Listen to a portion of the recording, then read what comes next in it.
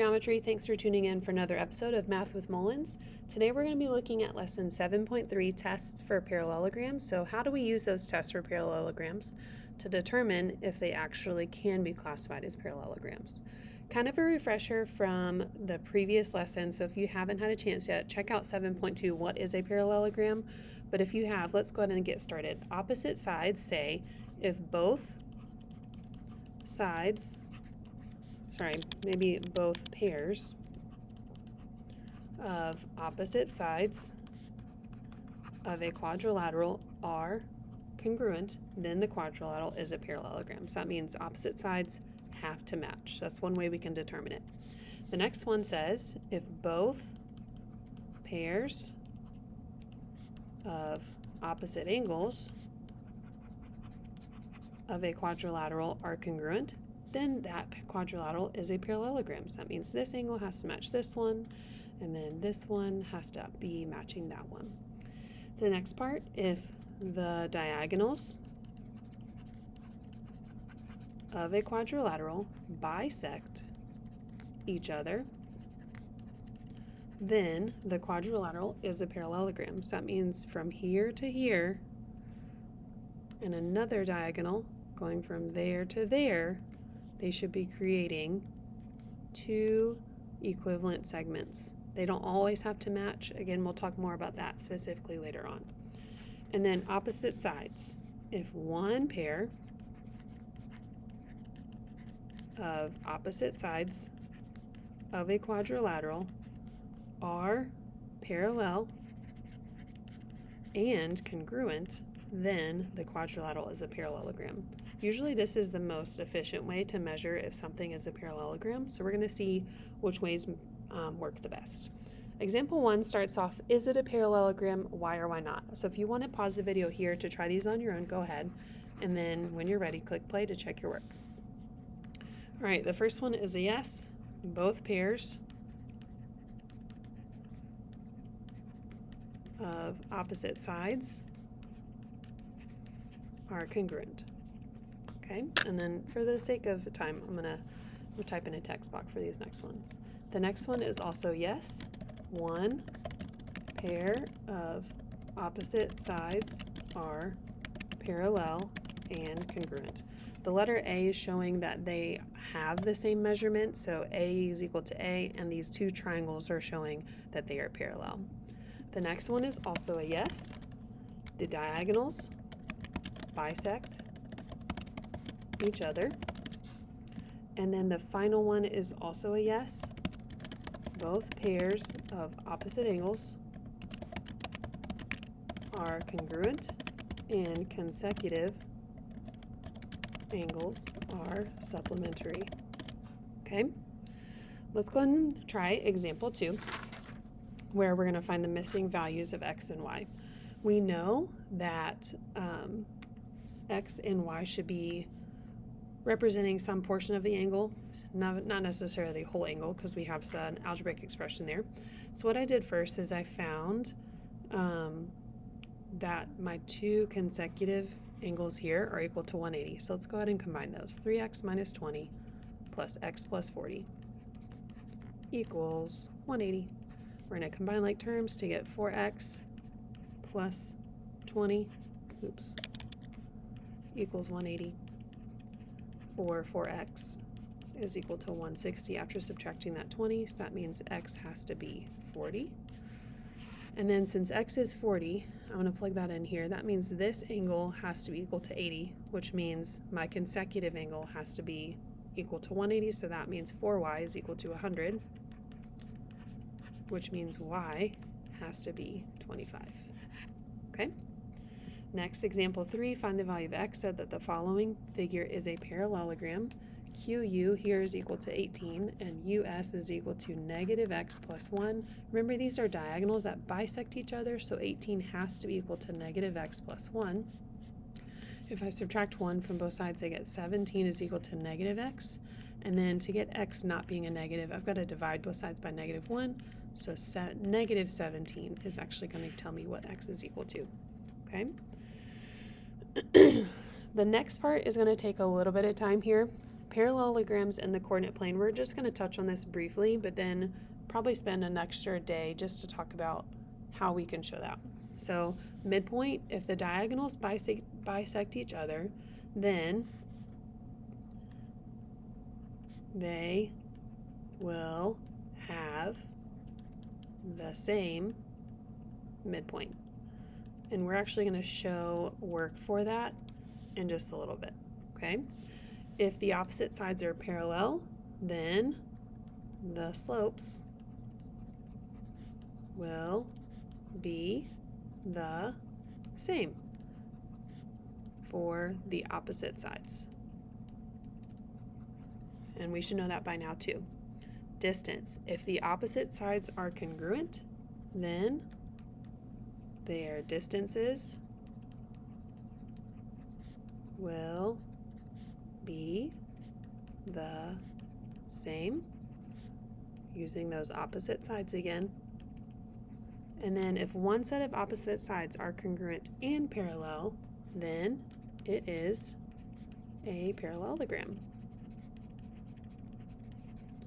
So all of these are showing if we can do all these things, having the same midpoint for the diagonals, the same slopes on the opposite sides, the same distance for the opposite sides, those are going to show us how we prove that it's going to be a parallelogram. So now we've got these boxes here that says work for example 4, and example 4 is down here. Determine whether FGHJ is a parallelogram using the following coordinates. So when you think about FGHJ, and I'm just going to pretend maybe it's a rectangle, we need to label it as FGHJ first. Or you can think about kind of where these would be ending up in the coordinate plane. You can actually graph them. I like to just draw a sketch like this because then I can decide diagonals. My diagonal would be F to H and G to J. Okay? So what I would do here is I'd find the midpoint of my diagonals. F's midpoint, remember midpoint is x1 plus x2 divided by 2, and then y1 plus y2 divided by 2. So for F to H, that'd be 3 plus 6 divided by 2, and then 3 and -1 divided by 2. Okay, that's going to be 9 divided by 2, or 4.5. And then 3 plus -1 is 2. 2 divided by 2 is 1. So the midpoint of that diagonal is 4.5 and 1. For G to J, G's x value is 8 plus 1 for J divided by 2. Already looking like it is going to match. And then for the y values, G to J, I have 2 plus 0 divided by 2, and that's still going to give me 1. So yes, midpoint of diagonal is congruent. Okay, the slopes will be the same for their opposite sides.